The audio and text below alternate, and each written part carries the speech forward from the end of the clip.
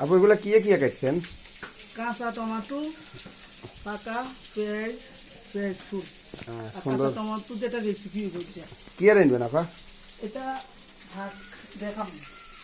আর কই এখন কি আপু দেশি কই মাছ নি? হ্যাঁ এগুলো তুই ধরছেন। এগুন হ্যাঁ কই মাছ সেগুন এই এগুলো দেখেন। রাখিলে ইয়ে করুন দোসাইজি করুন আর কই মাছ দিই একটা সবজি রান্না এগুলো করুন। হলো একদমই দেশি পিওর কই মাছ। এগুলার রেহানা রাখি ব্লগে রাখিয়া ফুল লাগিয়া ধরছিলাম। সরষে তেল দিয়ে সরিষা তেল দিয়ে কই মাছগুলো ভাজা হইতেছে। আর রান্নার অন্যান্য চিত্র আমরা গোটার লগে শেয়ার করুম। এই হলো অবস্থা।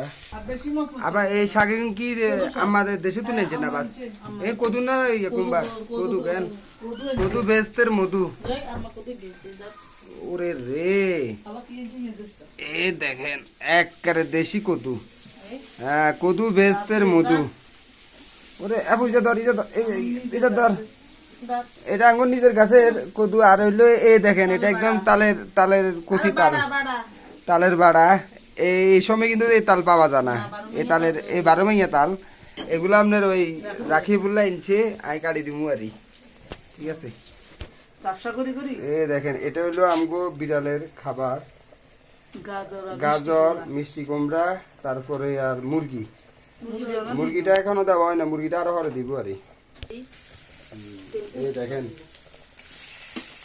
আমার বড় বাপুর রান্না কিন্তু অনেক মজা, অনেক মজা। টমেটো পেঁয়াজ দিয়ে দিচ্ছে। আলো কম এই যে মশলাটা কষানি হয়েছে, কষানি করে অনেকখানা ঝোল টোল দিচ্ছে।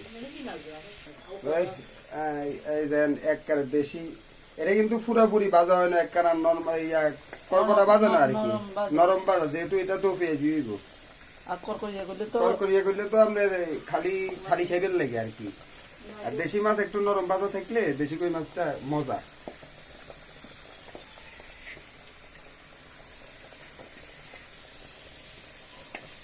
এটা কিন্তু সরিষার তেল, একবারে খাঁটি গানি ভাঙা সরিষার তেল। এটা আঙ্গুর দেশে তুললে আইছে আরাম্মা। দেখছেন নি মাশাআল্লাহ কত সুন্দর কালার আইছে মাশাআল্লাহ। তো ঠিক আছে বন্ধুগণ, আপনারা যে যেখান থেকে আমার ভিডিও দেখেন অবশ্যই ফলো দিবেন, লাইক করবেন।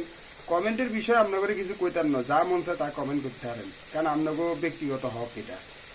তো আমার পাশে থাকবেন। আসসালামু আলাইকুম। আর অবশ্যই রান্না আমার বোনের বড় আপুর রান্না অনেক মজা। বড় আপুন আমার সব বোনের রান্নাই মজা। তো খাইয়ে দেয় আপনাদের রিভিউ জানাবো আর কি কমেন্টের মাধ্যমে।